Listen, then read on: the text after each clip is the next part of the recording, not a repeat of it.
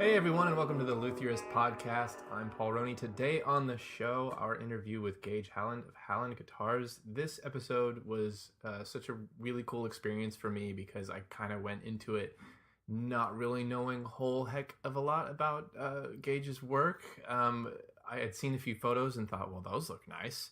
But I just didn't really have any idea what to expect in terms of seeing his shop, seeing his work in person.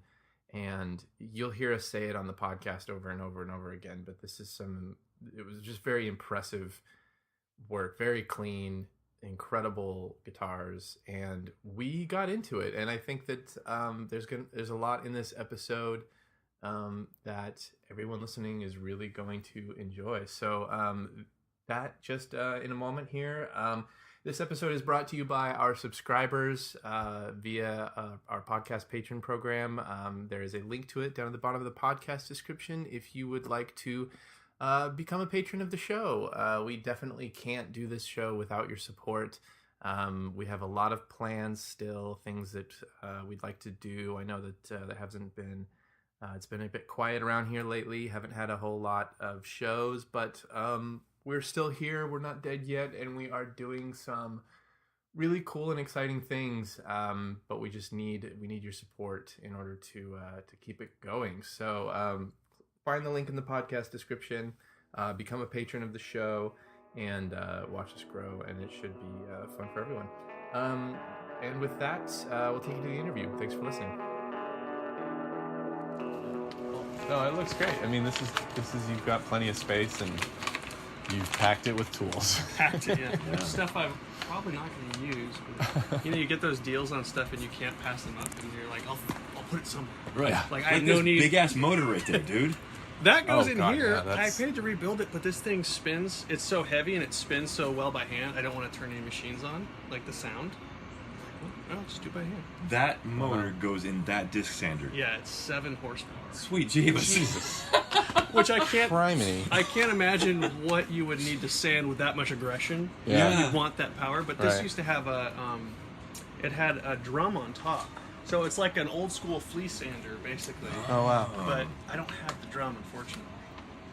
That's really cool. So you say you spin it by hand? So you just you literally just sit there and just the inertia and it just goes? It just keeps going. Wow. Cool. Or I get one of my sons to go on this end and spin it. Just get it crank. Yeah. Keep going.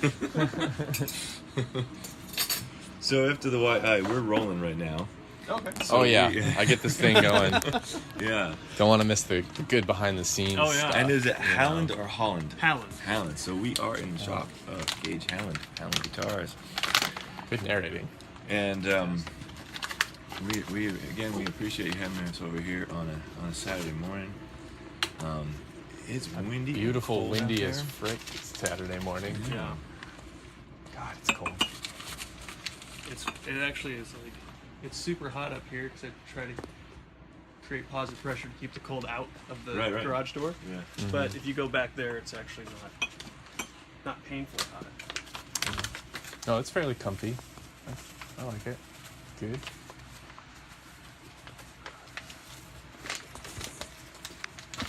So yeah, this is one of those things that I got here, and it was always like my mindset. This is a temporary place.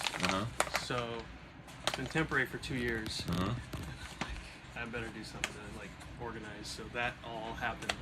But there's been like 3 configurations of the shop just since I moved in here because fighting the humidity and temperature swings and things like that. Yeah, that being a steel string builder, that is something that you need. It's definitely more of a challenge for you. And it's sadly like one of the things I think about the most in my life now is temperature and humidity, which keeps you up at night. Yeah. Well, I have these hockey cases that have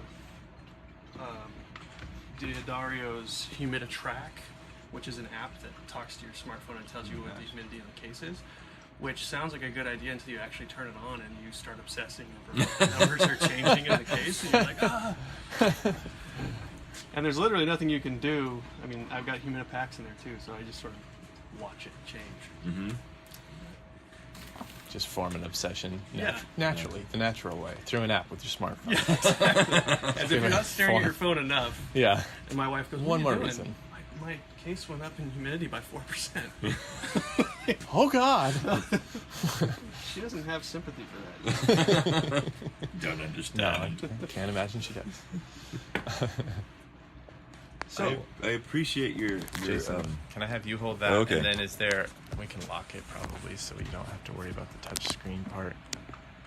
I think. I was going to shut off all Should my still be recording. fans Okay. and Yeah. things. It usually doesn't pick up too much No, ambient it's okay. sound. But is there some place I can set up the computer to try to Yeah. at least try to get the good mic? Absolutely. Yeah. You know, And maybe on the workbench we can sit and 9 times out of 10 we end up just throwing the good mic recording out because something goes wrong with it. We end up using the iPhone recording, you know? So it's good with It's kind of air quotes. embarrassing, Good recording. You know? yeah. I know. I At get least people try. requests for audio on the guitars all the time. I'm like, I don't know how to record good audio, and it really is irritating when you do record something and then you listen to it later. Yeah. Like that has doesn't nothing represent. to do with I appreciate your cultivation of some older tools here. Yeah, I've been crazy fortunate to get just weird deals on, like this. I needed a disc sander, and I was looking at a large disc sander, and I was looking, and they're so expensive, and I just didn't have the money. And I'm on Craigslist at 11 o'clock at night, and this thing comes up for $80. God. And I thought it was a typo. I thought it was $800. I'm in for $800, no problem. And so I text the guy late at night, and I was like, I'm so sorry, it's late. I want to be the first one there. I get there, and he builds slab furniture, and he has the most amazing shop, and he walks me around, and so we get to this thing, and I said, okay, well, what do you want for it? He says, oh, I think 80 is a fair price. I was like, yeah, it is. And I It just is. asked him, I You're was right. like, well, do you have anything else that you don't use anymore? He's like, yeah. He takes me to the corner of his shop. He's got all sorts of tools. So he has this GE56, I think, is it 18-inch radial arm saw, 18-inch. and it's the most scary tool ever. I And bet. But I was joking with him, and I was like, all right, I'll make you a deal, $300 for both of them. And he goes, oh, I couldn't do that. Let's do $340.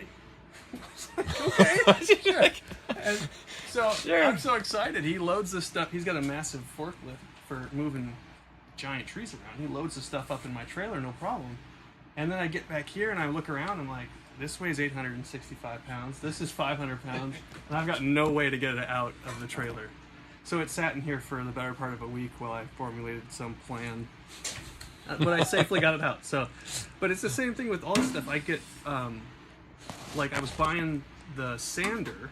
This poor guy was being evicted from his shop, and he used to make electrics, and now he's a metal worker, and he said he just didn't have any use for it. But if I gave him full price for the sander at $100 or something, he'll throw in the drill press and deliver them both to Oh my my God. shop. I was like, okay. So I've had weird, like, super fortunate instances where I get these big pieces of equipment for. So now you have 2 radial arm saws. You Yes. have 3 drill presses. Yes. You have 2 sanders. I don't plan on getting any more. And the world's okayest bandsaw. yeah, I mean, it does the job kind got a of. riser on it there. Yeah. So you're doing things right. I guess. Yeah. Tool acquisition syndrome. Yeah, I'm trying to slow that down. I was talking. Have you guys met Peter Sorba by chance? Okay. Yeah. Peter was here earlier in the week with his son, and we were talking about tools, and he's actually doing the opposite of what I'm doing. Yeah.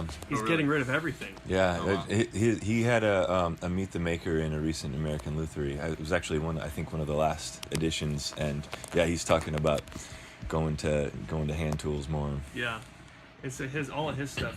He was here looking around and he's counting drill presses and things. And I said, I'm at the same point though where I've realized there's only a few of these things I actually use, Right. and I could use the space a lot more than the actual sanders and things like that. So, but yeah, they're tools to get by. Again, like Michael's shop, he had the best equipment, best espresso machine. And so it's like trying to All the important things. those, coffee first. But yeah, so it's been a struggle. I don't know, struggle sounds. It's not a struggle. It's been frustrating at times. How about that? Oh, getting a shop set up and getting the flow and getting it figured out. That's something that, I mean, it's so integral to the outcome of the product that you want to make sure that you're doing it right. And but it makes sense to throw everything in a room, start working, find out that this should not be over here, this needs to go over here, I don't use this at all. Yeah. I use this every 5 minutes, making it flow better. Well, and Michael's shop was set up in a very production's not a good word, I know, in guitar making, but a production mindset, in the sense that there was a station for doing things, which was great because it actually puts you in the mindset of doing that thing when you have to do it. And we'd be doing batches of 10 guitars, and you move around the shop and just go to where you need. So I started my first mentor was John Grevin. Oh. And so he's very, very different than Michael in every sense of the word. Especially when he uses one sander for like everything, 15 different processes. Yeah. And no fixturing. He just, he just like puts it on there. But sands it till it's ready. His shop was, it's very functional, and he calls it the dance. He's got the dance down. He knows exactly what to do. And so this has got to be kind of a mix of both styles, but it definitely leans more towards Grevin for sure. I just don't have the beautiful windows and things like that. And poke some holes in the ceiling here, get some skylights. I had a skylight. I had a skylight, but we re-roofed to try to put a bigger vapor barrier down, and I was like, let's get rid of it. So yeah, it's functional for now. It's the humidity thing was big. We did. My wife helped me build like a humidity controlled room, which ended up taking up so much space it really made it uncomfortable to work in here. And so I had this. It's a Netronic humidifier for art galleries, libraries, things like that. Oh wow. Right there. It's like breathing out some. Yeah. And it uses a humidistat that's right over the bench, so it keeps everything happy. And the beautiful thing about these is you can get them on eBay pretty cheap, about the price of buying a really good like roll around at Home Depot. But it's hard lined in, so I don't ever have to fill it or anything like that.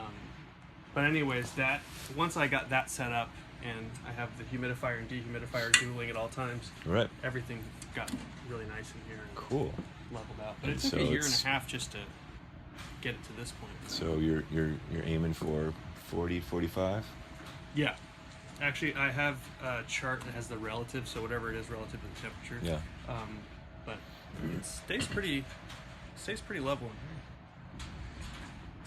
It's very comfortable. It's so many garage spaces like this. They're so stuffy or just dusty feeling, but this doesn't feel that way at all. Well, to be fair, I did clean up before you guys. That's very kind. I was gonna say, I always do that very too. Little sawdust on the floor. So what's with that? Yeah, I send it out for everything. Yeah, CNC everything. Yeah, it all comes back just ready to go. I don't know if you want cream or sugar or anything like that. No, thank you. I'm good. Is this your logo on this mug? Yeah, my brother made those for me as a gift. It's striking. It's cool. Thank you. So I didn't do the logo. A friend of mine did in Montreal because I'm not a graphic artist guy. I can inlay it, no problem. Yes. Oh, I can hold that down. Okay. Get it out of here so you don't have to worry about it. Well, we are rolling over there. Okay. If we want to maybe grab some chairs. Yeah. Or there's the one fan there that maybe if we can I turn was that gonna one say I'll off. shut that The one others off. would probably be fine, but that one's kind of pointed right at the mic.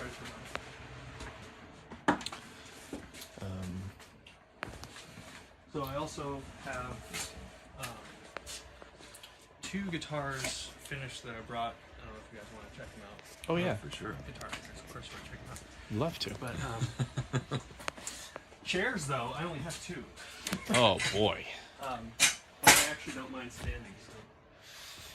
So And that one on that side by the computer there, get a feel for it. Get a feel for it. Kind of like the rodeo chair is what my boys call it. Awesome. Oh, I want to make sure I get that recorded. Yeah. Squeal. Yeah, that's I good. was listening to the podcast you guys did with Clayton Pledger. Yeah. When I was driving back from Thanksgiving up in Seattle. I had just gotten the email from Jason, and so I'm listening to it, and every time it hits like a high pitch note, my wife is just, her eyes are she's like, can you turn it down? I was like, no, I can't hear what they're saying. I want to hear Yeah. That was one of those ones where we went out with the intention of recording with the computer and sitting around a table and doing it all pro, but we ended up just chatting in the shop for so long, and walking around from one space to another. Yeah, just use the iPhone recording. And I didn't realize that Clayton was also his first experience with really, or I shouldn't say first, one of his major influences was John as well. It seems like John's kind of the ambassador for all new guitar makers, at least steel string. For sure. One of them in this area, anyway. Yeah. He tried to talk me out of it. Did he? Yeah, I wanted to build guitars since I was like 16, but it didn't seem very practical. So I just thought, well, who makes a living at that besides Gibson, Martin, and Taylor? And I got that book, handmade, hand played, as a gift for Christmas from my mother-in-law. And I'm flipping through it, and it's all like Southern California builders. And then there's John. It says Portland. And I look him up and call him, and he's like, "Yeah, come in." So he answers the door, and he goes, "So you want to be a guitar maker?" I said, "Yeah." He goes, "Well, come in. I'll talk you out of it." Oh, great. He's done that a couple times too. With my wife, he when he met Rachel, he said, "Oh, you're the perfect luthier's wife." She says, "Why's that?" "You're employed." "John, you're killing me." Oh boy. Because you're gonna be a sugar mama. Oh. Oh, jeez.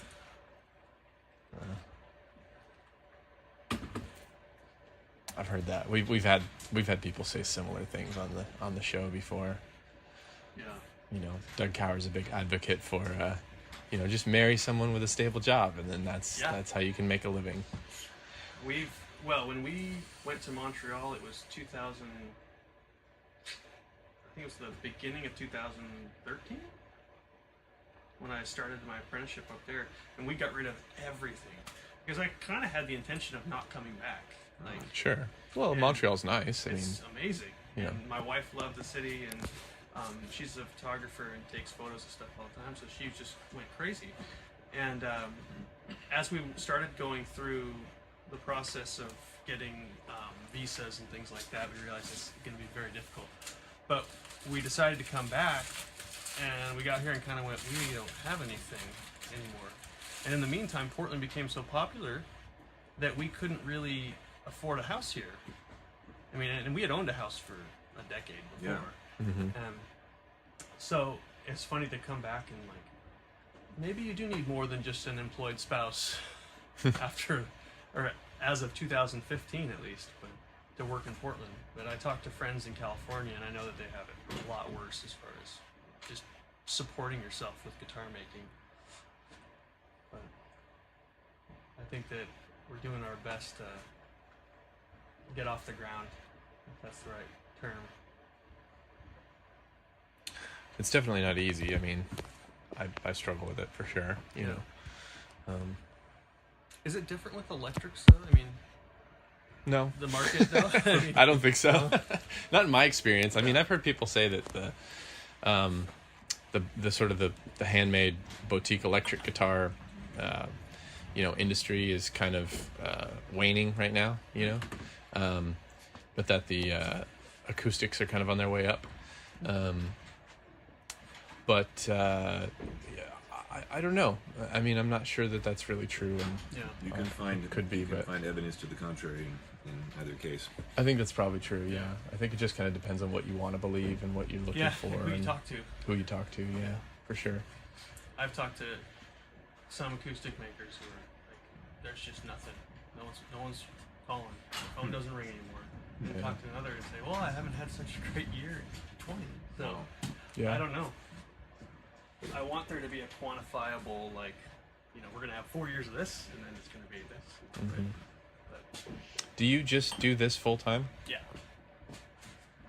And Well, it's slowed down because the first 2 years, I built a batch of 3 guitars because I learned at Michael's that when you build in numbers greater than 1, you can see if something that you've made is off consistently, then you can adjust and then you don't have to worry about it in the future. So that was my idea, doing these 3.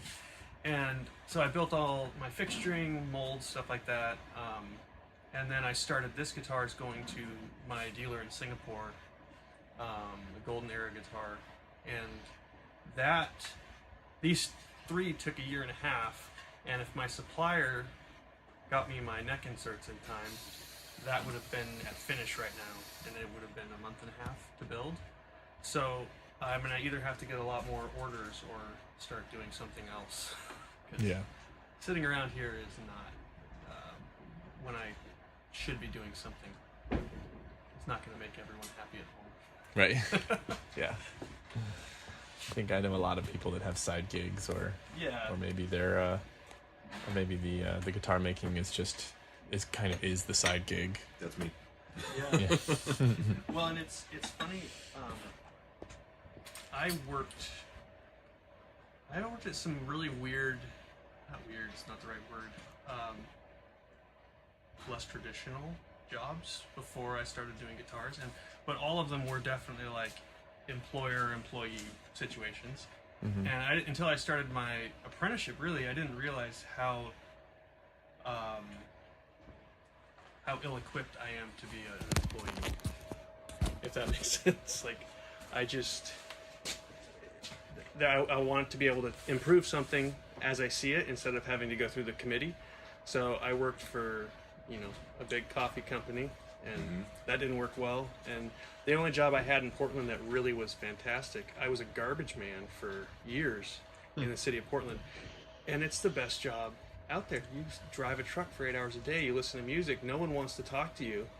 Except for old guys. It's like the ice cream truck of old men, and they want to come out and tell you all their garbage stories. But aside from that, it's a fantastic gig. I had that for years, and I left that to do the guitar thing.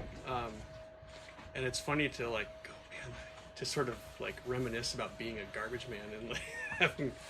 But my wife and I have so much freedom now. It's hard to go back to that situation. Yeah. We took the month of August and we just drove around and camped in Montana. Wow. And with our 2 sons, and I thought, man, there's no way to do that if I'm working for someone else. So, Right. So it's hard. I mean, obviously you don't make the amount of money you're hoping, but the amount of freedom that we have definitely outweighs the money side. But Yeah. It's about quality of life. I mean, absolutely Making a living by living. Yeah. Yeah. Well, and it's, I have a friend in the Bay Area. He and his wife are looking for a house, and he talks numbers with me. I'm just like, what? Like that? People can do that? Yeah. And he and I differ on our idea of the perfect place. He thinks the city's perfect, and I'm looking at rural areas. And but my wife is a born and raised Portlander, and I grew up in Montana. So my idea of neighbors is you should be able to see them really far off. Right. You want them there, but they should be far away. Yeah. And she wants to get to know everyone around the house. Yeah. And I'm like, okay. So I'm more of a hermit. So I think that may be a guitar maker thing as well as the. I would imagine so. We were just talking on the way up about how I've been working in shops with headphones on for so many years now that I just feel awkward when I'm in public now. I don't even know how to talk to people anymore. You're a waiter? I have to talk to you? If I want food? Is that how this works? I don't even know. Yeah. Just make grunting noise. So you said you grew up in Montana. What, how did you get started just down the path of music and deciding? You said you were 16 when you knew you wanted to make guitars. So how does that happen? Yeah, that's a weird thing. In Montana, my dad was a pastor, and I have many siblings, and they're not related, those two things. It was just, apparently there's not a lot to do in Montana, so you have kids. And so I've got 10 siblings, and I grew up skateboarding with my brothers, so we got into listening to lots of punk music, you know, Crass, Dead Kennedys, everything. And then I started playing music around the same time, but I was never very good. I reached sort of a wall that I'm still bumping my head against with guitar playing now. But I always liked working with my hands and taking things apart. And so I used to sit and draw acoustic guitars, I think even before I was actually playing an acoustic guitar. I played bass for a long time, and I would just sit and draw acoustics all the time. And I have notebooks. I was going through my stuff from college, and I've got notebooks with like acoustics around the outside. What is it about acoustics? I mean, you were a bass player that listened to punk rock. Like that's a great. I have no idea. I wish I knew. Funny little leap there. Yeah. And I it's not like there was some amazing acoustic punk album that inspired me. But I think that it was just, there's something about the shape. My dad always had acoustic guitars around, but they were Ovations. So they weren't most inspiring of... You just wanted to play a nice acoustic. Yeah. You need to build a better guitar. You need to make one. So I remember playing them though, and you get just the feeling of the thing vibrating in your hands, and you know, all the things people talk about. And actually, I was thrown back because I was working on this this cutaway guitar, and I'm listening to, I'm going to butcher his name, Dowry Farrell. He's an Irish folk singer. But I'm working on cleaning up the binding on that guitar, and the whole thing is just like, and I don't have it turned up crazy loud, but the whole guitar is just moving around in my hands, and it took me back to being a kid, and like just wailing on my dad's Ovations and feeling things moving. And, you're cleaning that one up? That's pretty damn tight, dude. It's ridiculously clean and tight. It looks, I was going to comment on that. I wanted to also see these so that you have the cases, but they're, I mean, I'm looking at this and I'm like, I can't see a glue line. No. I have a legit OCD. Right. So I know people say like throw it out there, but like if something is a weird shape, it makes me feel kind of uncomfortable, and so like it's a really stupid thing, but and it's probably why I don't have a lot of friends. Well, you have us now. We'll hang out. It's cool. We'll hang out. Honey, I made 2 friends. She'll go, that won't last. So yeah, I don't know. I moved to Portland because of skateboarding, basically, when I was 16, and just met my wife, and she's always, we got married when I was 20. And she's always been super supportive of all of this, which is, I always tell people, it's like, go home and tell your wife you're going to start like a unicorn ranch, and that's the equivalent of, there you go. I'm going to make guitars. That's fair. And she was confused at first, but she was always like, yeah, if that's what you want to do. And she kind of knew also that I probably shouldn't be like around people a lot. So you mean you want to spend all day in a garage by yourself, making something? I know you, and that's perfect. I leave here, I go drink in the dark. No people. But it's been really interesting. Like it's hard. It's still hard to make a living at this. Not the living part. It's hard to like sell them. And I don't mean like to get interest, but you spend a lot of time on these things, and once you release them into the world, you go, was there something else I could have done here or there? I just sent 2 of them off this week. And, and I'm just wringing my hands all the time. I know. Absolutely. Yeah. Well, and that's one of those things that's a subject that I think has come up on this show a lot, and we've had entire episodes dedicated to like social media. How you know, and what about social media? Why? So there you go. And these subjects keep coming up because and as many people as I've talked to about it, I just don't really know that there is like hard and steady, fast answers, because what works for one guitar maker might not work so well for another. Yeah, that's kind of the weird thing about it. Well, and I feel bad because, or I feel like maybe I'm doing it wrong, like because I don't feel like I need to put, a ton of photos up and stuff like that, and I get that that's kind of the way people move things on like Instagram and stuff. So my wife is very good at this stuff. She's kind of forcing me to, but I do my best not to be influenced by a lot of other people's work, because I think that there's this sort of common thread developing through the steel string acoustic guitar, and not all, but there's a lot of them that start to look a lot alike. Electrics too. Yeah, and you go, well, I don't want to just be adding to that. I want to do something different. And I remember I showed, and it's not here, the guitar I left at home. I showed it to a well-known guitar maker, and he goes, well, there's nothing new here. I was like, well, yeah. I'm not reinventing the wheel. I think guitars are beautiful, and I want to make a beautiful guitar. But I think there's this notion, through social media, it gets perpetrated that we all need to be pushing the design envelope and like twisting things in different ways, inlay all the things.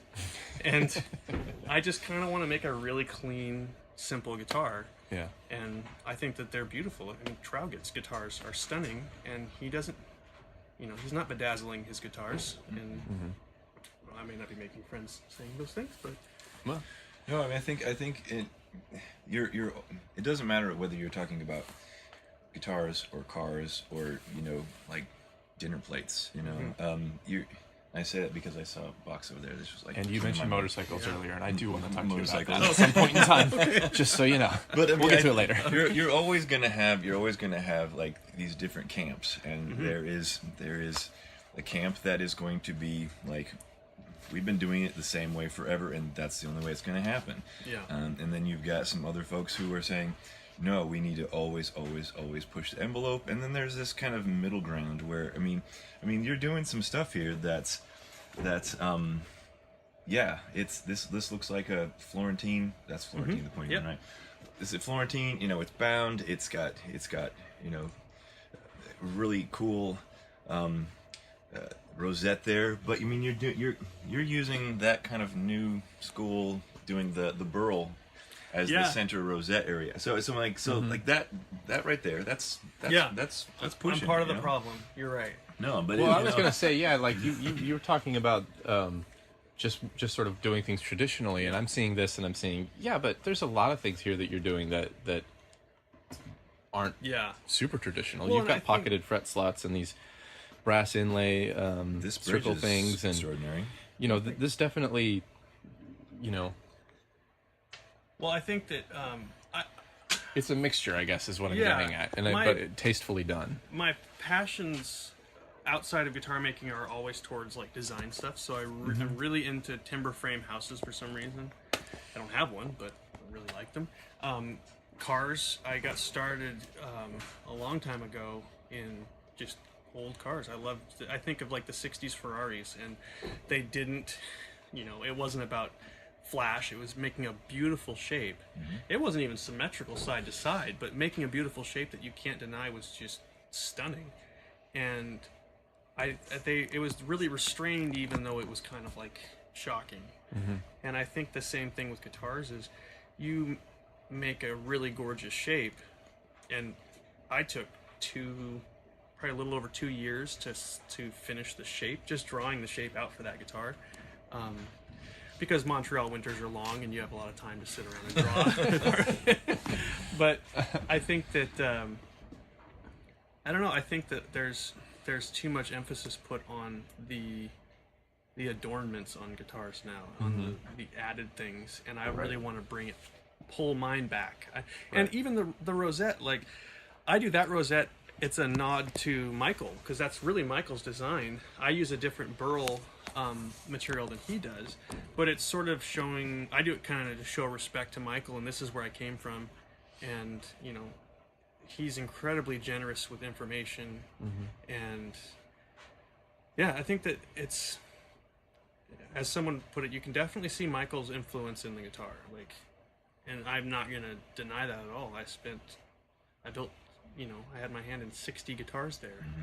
And I love his guitars. I remember the first time I heard him play one, in the shop, every hair on my body stood up. Nice. I've Wow. never heard something like that. And he wasn't even in the same room I was in. Oh, He was geez. in another room, strung up the guitar for the first time. And you go, it Wow. just chills in Yeah. your whole body. But yeah, I don't know. It may not be as profitable to make very basic guitars anymore, but I just think I'm gonna like looking at them a whole lot longer.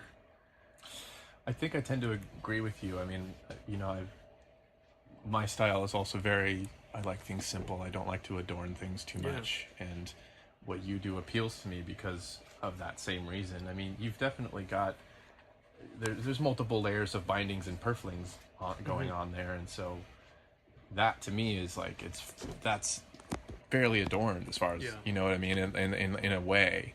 But it's not overly adorned, I guess. Well, and I think that I only do ebony bindings because you go through all this trouble of picking this beautiful back and side set, and then you put flamed or any kind of wood that takes away from that. It really seems to me, it really just frames the back and sides and the top, so you focus on the fact that it's a beautiful guitar and not so much on wow, look at that snakewood binding. But yeah, I have a lot of opinions on guitars that may not be popular right now. Well, let's hear them. My wife said before I left, she's like, "You watch what you say." Don't piss And me I was like, off. "All right." No, it's like, hey, when it Honestly, comes, that's why people listen to this show. when bring it comes to each person's philosophy, I mean, you've got to be 100%. You need to know yourself. You need to know what you want to build. I mean, if you're putting this much time into an instrument and you're putting your heart and soul into it, and you're agonizing the hours that it sits in the case when nobody's bought it yet, and then you still wring your hands when it goes out into the world. If you're putting that much time and effort into this lovely little entity, you've got to feel strongly about it. And so Yeah. it's Well, the way Michael had put it once, because towards the end of my apprenticeship, he had asked me to stay on as his assistant, which was really tempting. Wow. But my wife reminded me again, she's always kind of the voice of reason, like, did you get into this to be an employee again for someone else? And I would love to be an employee for Michael, because, I mean, come on, you get to build the most amazing guitars out there. You get to meet all these amazing players that come through. It's for sure. But we got done, I was kind of panicked. I said, Michael, how am I going to find 12 people a year to buy these things? And he goes, there are billions of people in the world. You only need to find 12 of them. I was like, that's a good point. There you go. So I figured there's got to be 12 people that at least share my leanings when it comes to the design part of this. For sure, yeah. No, I mean, it's finding the people who are ready to let go of that money at the right time and bring that into their lives and bring that into their families. Because I think when it comes to boutique instruments, I think probably, I mean, yeah, there's some people that probably buy and resell and things a lot, but I mean, a lot of times people are talking about this is heirloom quality. Yeah. Well, I've got a couple sets right there for builds that are coming right after this one. And one guy, he's doing one guitar now, and we were discussing it, and he's really stressing over which woods to use. And I said, well, it doesn't have to be the last guitar you ever buy. Like, Yeah. and he goes, well, I was thinking about that. I have 2 sons, so maybe I'll do one for each son. So, yeah, that's it. You should have more kids too. But There's a contract. But I think that it's that definitely that sort of idea that I want to think, oh, these people are going to cherish these forever and ever and never get rid of them. But I also know the reality is sometimes something comes up and you have to get rid of your toys, and I'm okay with that. Yeah. And if it means that in the future I get to make them another guitar, awesome. Because I'm not one of those that is like, oh, I built this guitar and I really hate to let this one go. I'm like, I want it to go. I want to build the next one, and I want to keep going. But my passion is the building of them. And maybe if I was a better player, I'd want to hold on to them longer. But I'm still stuck in my high school guitar. You and me both. Yeah, you and me both. Yeah. Definitely. It's like I'd love to own one of my own guitars someday, but I'm also kind of like, what am I gonna do with it? Yeah. Right. Yeah. My wife counted. She goes, "You know, you have 9 guitars in the house." And I said, "Why?" Because I forgot there's some under beds and things like that. And so I pulled them out, and I was like, I don't know what to do. I have this electric. I have an archtop. I don't know what to do with them. What do we do? So they're still under there, but I still really like guitars, and There's nothing wrong with that. no, That's true. it's an investment. Yeah. Solid investment. That's right. It's your retirement Nothing ever funds. goes wrong. Speaking of, can we Oh, yeah. open one of those things up? I think at this point in time, we're probably just using the iPhone recording. Sorry. I don't know that the other one's even picking anything up anymore, and it's died on me Probably picking before. up the humidifier. Yeah, probably. nice It's really audio. sweet humidifier recording. Oh my gosh. Jeez, man, that is clean. What? So not who's doing your finishing, but you're sending that. Yeah, out. this place is not finish friendly. I sent it to Joe White, Okay. and he is I've seen that stunning. name. Do you know what he's using? Yeah, UV Cure Poly. Oh, okay, great. Wow. Jeez, Wow. Yeah. Yes, Jason, Have at it. do the honors. You're a far better player than I am. And but I'm gonna get up here and kind of look It's up in close. bad bed. Because when you Is this a customer guitar that's on its way out, or one you have yet to sell? No, or it's going up for sale. Okay. This is one of the 3 that I had finished. Yes. I'm gonna have to get the contact information for your finisher. This is Yeah, very he's clean. ridiculous. He's buffing it too. Yeah, everything. In fact, what I really like about it is it comes back here and I don't do anything. Right. Just sort of install a nut and string it up. Yeah. Yeah.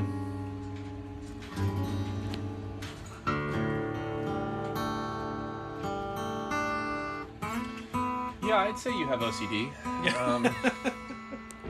Crikey, man. Well, I think that he does the best. I'm not a Burst fan, and he sent this back, and I was just like, okay, now I'm a Burst fan. And I think he just does the most beautiful work. Is that The dead guy. mahogany on the side? What is it? Yeah, it's Looking at mahogany. there. Okay. Great. What are some of let's talk a little just about your philosophy in terms of woods and what you like to use, and maybe if there's like a sound you're after, or... For sound, I think that, part of Michael's deal was teaching me about, everyone, not everyone, I don't want to make a generalization, but a lot of people go to make the really light, ultra responsive, and responsiveness is absolutely important, but ultra light guitar that, it may not have the big fat trebles that I want. And so these guitars aren't light by any stretch.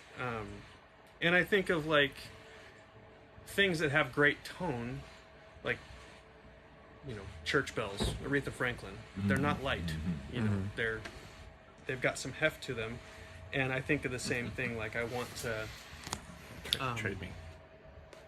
I want to build guitars that just sound like they're carved from one piece of wood, and I think that really contributes to the tone of it. Because I also think of the cymbals, and I wish I could remember the name of the cymbals there's like laser cut slots out of the whole thing. Oh, yeah. And before you hit it, you already know what it's going to sound like. Yeah. Because there's openings, but I want to close everything and make sure that every contact between every point where the wood's contacting another piece is as tight as possible.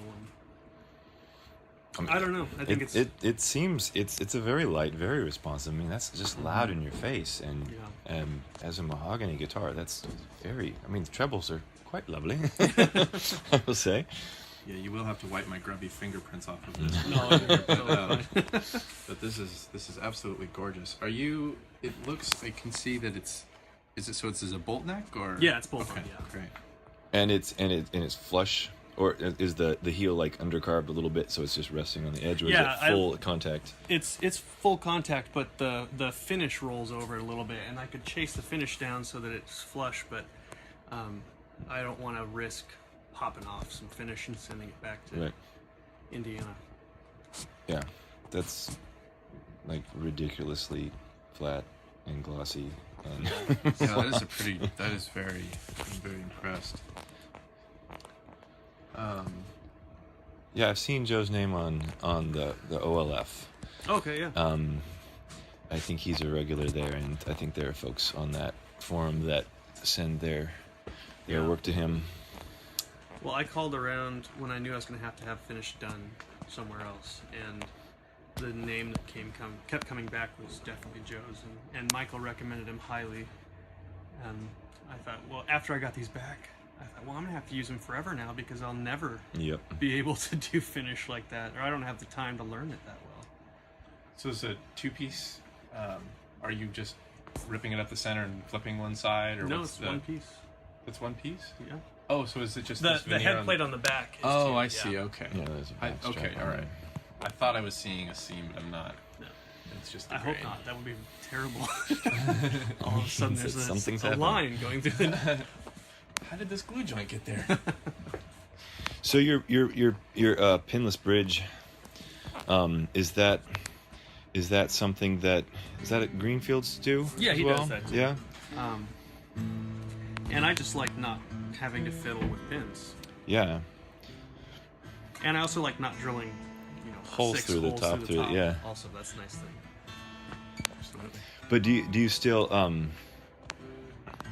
So I see maple patch underneath there then? Oh, that is a very, very old top that John Grevin gave me Oh, okay. when I first got started. So that's just where it lives. Mm-hmm. I do laminated bridge patch, so it's really light and strong. But Are you just putting it just beyond the footprint of the bridge itself, or are you running it all the way up to the apex of the X there? oh, it's set up the same as that. In the Okay. sense I'm not doing a full what is that 95-degree bridge patch. Takes up a huge amount of real estate. I just want it to be just a little bit bigger than the bridge itself. And you're using Sitka for bracing? Yeah, all these. I've got. I don't know if you can see under there, but Yeah. when I got back, John called me and said, "You got to get out to TYR. They're having like a fire sale." And so, okay, I go out there and I helped those guys move some stuff. They're moving to a new location, and they just dumped wood on me. It was great. So I got tons of probably enough brace wood to last me the rest of my life. Nice. And it's all really beautiful Sitka. And yeah, so these 3 guitars, the third was the client, they all have tops from the same tree, and it was really interesting to brace them all and hear how the back and sides or how the shape of the body may have affected the sound. I mean, I built them as similar to each other as possible, but I know it's wood, so what are you gonna do? I always kind of like that, though. I mean, that's one of my. Yeah. Speaking of philosophies, is always kind of like, yeah, I'm down to just make the same instrument. If somebody wants the same instrument built again, and I like experimenting with different woods and stuff, but it's also a little bit like I'm kind of just happy with getting what I get, and each instrument being unique and Wow. you know. So this one's Grandio back and sides. Wow. And Look, also you've got that these- like yeah, on the yeah. back too. That- That's that- gorgeous. So that's the rib bevel. Which is probably completely unnecessary on an OM, but I wanted 3 different trim levels done. I love the, because I've got some OCD about contours and lines too. I love the way that this upper treble bout falls away from the, I guess it's the 13th, 14th there, and how the cutaway sort of, it's almost like flipped and mirrored going the other way. It's really quite appealing. There's a lot of, especially when I'm looking at acoustic guitars, it's how this upper bout is treated that sometimes I see it's too flat and I'm just like, that just looks wrong. It just looks like a lumpy. Yeah. And it's just these curves are so very graceful. It's quite nice. One and thing even I will say about the too. flat shoulders though is it makes setting the neck so much easier. I can imagine. So what's this one tuned to? Dad Gat, dude. I'm learning Michael Watt's tune. So everything in the house is tuned to Dad Gat. Yeah. This one's a lot brighter. Yeah. Jeez. This one's got a lot more mids than...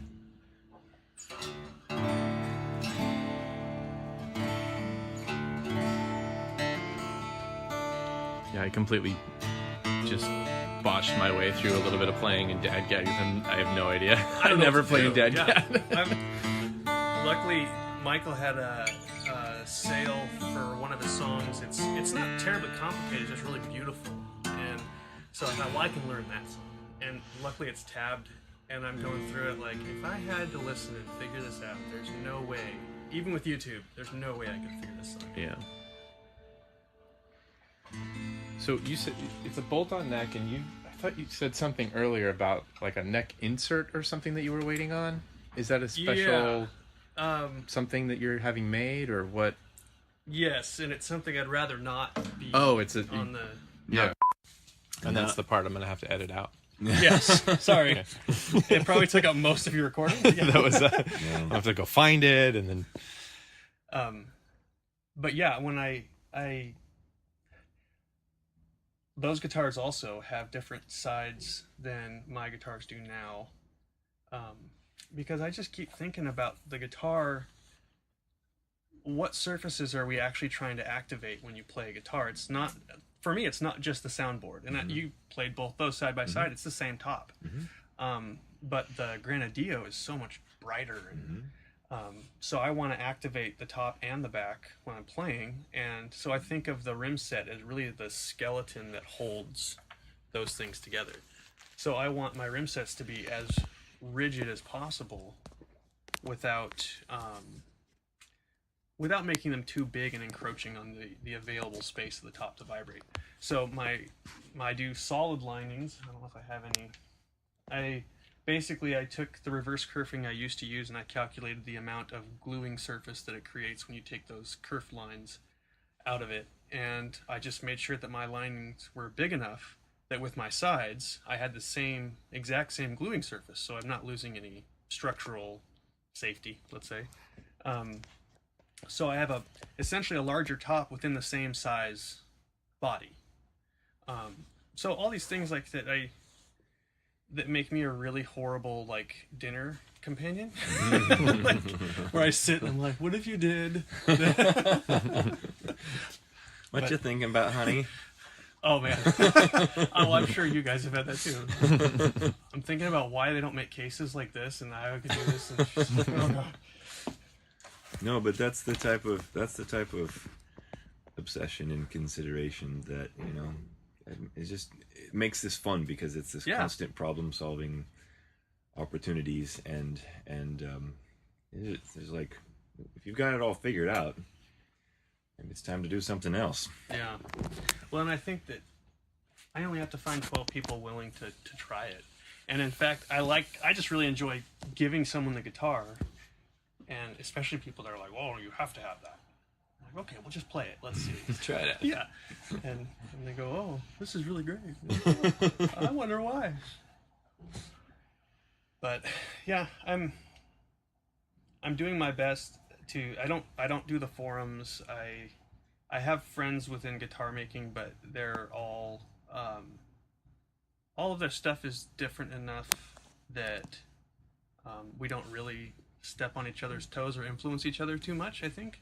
And I think that was really healthy, and that in the sense I'm really worried about what drives me nuts is the tribute guitars that come up, where usually a young guitar maker makes a tribute guitar to a well-known maker, and it just happens that they completely ripped off everything that the well-known guitar maker makes. So they say, oh, this is my tribute to whoever. You go, wow, you're selling a copy of someone else's work, but you're calling it a tribute so you don't get punched in the nose. And I just don't want to be influenced that way. So I'm not good at the marketing side of all this. So in terms of not being influenced, do you have ideas now, like coming down the pipeline, things that you're kind of developing that you're going to start implementing into newer models, and is any of that stuff that you can talk about at this point? Ideally, and this is like, if everything worked perfectly, I would make everything, with the exception of my fret wire, I'd make everything in-house. And I think it's Scott Walker, Electrics. He makes the Damascus steel parts and stuff like that, and it's really beautiful. And I think I want to make cases and tuners and all that stuff in-house. And I only want to make 12 guitars a year total. So then I got to figure out how would I, have the space, the funds for all that. And so I started talking to a friend who does make cases, and he's sort of given me some direction to go in. But I think that when you make a bespoke guitar and then you're delivering it in a case, you go to a guitar show and put a Hoffy case down, you're never going to find your guitar again. It's like, and they're great, but I want something that says this is specifically made for this guitar, right. and you can't buy it anywhere else. And I kind of think that's the direction I want to go, is to make them as bespoke as I possibly can. And I hope to never get to the point where I'm like, yeah, I should really try fret wire. Make some fret wire, because that seems like a really bad idea. Go get some ingots and some crucibles. Well, I started looking at that. I thought, there's a guy online, Click Spring. He makes clocks. He does these really great little short videos machining clock parts. And he was making ingots of brass from tap handles and things like that. And I was like, oh yeah, you could do it. And my wife's like, whoa. Like, we don't need to go down that road right now. Like, yeah, that's a deep rabbit hole. Yeah. But yeah, right now I'm just going to try to focus on, I've got orders through March. We are trying to move in June. So right now it's like, just keep my head down and plug away at guitars. Trying to move just your home, like your shop will still stay here? No, we're trying to move to Livingston, Montana. Oh, wow. Yeah, because I can get, like, they live right over there. The houses are always smaller than the shops, which is, that's the way it should be. That's how you do it. And so I grew up, spent my summers, my family used to backpack around there. So I have really fond memories, and that's where we spent most of August, was just camping. And it's a really cool arts community that happens to be like a rural Montana, like it's the gateway to Yellowstone, and 45 minutes to Yellowstone National Park, and more music venues than, they're amazing. You just walk down the street on a Friday, you hear music coming from like the upper floors of places, and there's like cool venues, artists everywhere, photographers. So yeah, it's time for us to leave Portland, I think, and I want to go somewhere a little slower. Well, I'm glad we caught you for the show here before you're gone. I would always come back and talk to you guys. It's been a pleasure seeing your work. I think we're going to hang out for a little while longer, but I think we'll sign this thing off because we're right at about an hour. Yep. It's been a pleasure talking to you, and thanks for coming on the show. Thanks for coming to the dirty shop. It's actually really clean. Oh, okay. pretty clean, all things considered. No fine layer of dust on your paper there. Oh no, this is fresh. It's underneath, I'm sure. Yeah, there you go. All right. For the Luthierist podcast, I'm Paul. I'm Jason. I'm Gage. Thanks for listening. Okay, bye. Bye.